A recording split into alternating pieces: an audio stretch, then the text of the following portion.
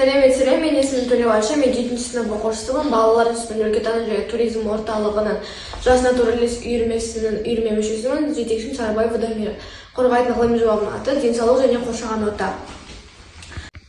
Ауаның, судың және топырақтың тазалығы адам денсаулығына өте керек заттар болып табылады. Табиғатты қорғау адамның өз денсаулығын қорғау деген сөз. Бұл зерттеу жұмысының мақсаты қоршаған ортаның тазалығы да адам денсаулығына байланысты анықтау. Мен оқушылардан ғылыми жобама сауалнама алып жатырмын. 7-ші сыныптар арасында денсаулық және қоршаған орта тақырыбы бойынша сауалнама жүргізілді. Сауалнамаға 20 оқушы қатысты. Диаграмма нәтижесінің оқушылардың көпшілігі денсаулықты сақтау мен қоршаған орта қорғау жауапкершілікпен қарайтынын айтты. Дегенмен қоқысты сұрыптау және пластикті аз қолдану бағытында тағы да түсіндіру жұмыстарын жүргізу қажет.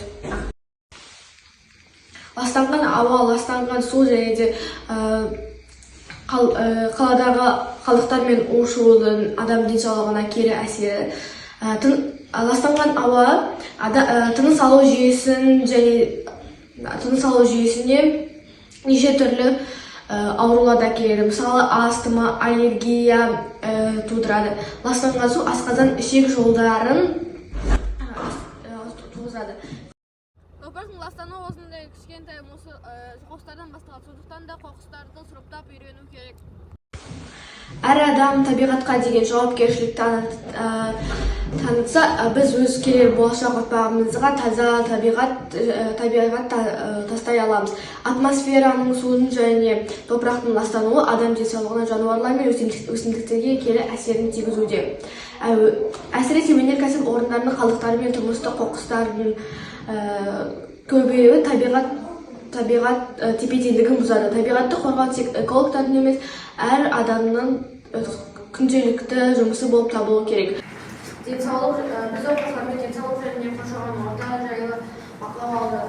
7-ші сынып аралығында денсаулық және қоршаған орта тақырыбы бойынша бақылау жұмысы алынды. Бақылау нәтижелері бойынша оқушылардың басым бөлігі, яғни 85%, тақырыпты жақсы түсініп, бұл олардың тақырыпты түсінгенін және меңгергенін, экологиялық сауаттылықтың деңгейіне жақсы екенін көрсетті.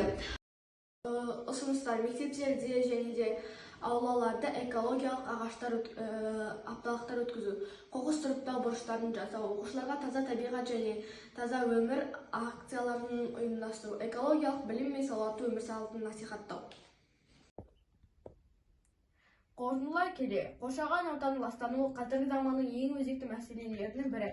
Қоршаған ортаның тазалығы мен адамның денсаулығы өзара тығыз байланысты. Табиғатты аялау, өз өмірімізді сақтау. Әр адам экологиялық жауапкершілік танытса, болашақ ұрпаққа таза табиғат мен салауатты өмір салтын қалдыра аламыз. Атмосфераның, судың және топырақтың ластануы адам денсаулығына және жануарлар мен өсімдіктер әлеміне кері әсерін тигізуде. Әсіресе өнеркәсіп орындарының қалдықтары мен тұрмыстық қоқыстардың көбеюі табиғаттың тепе-теңдігін бұзады. Табиғатты қорғау тек экологтардың емес, әр адамның міндеті. Күнделікті өмірде энергияны үнемдеп пайдалану, қоқысты сұрыптап тастау, адам ағаш отырғызу сияқты қарапайым әрекеттер үлкен нәтижеге алып келеді. Денсаулық пен қоршаған ортаның тығыз байланысы бар.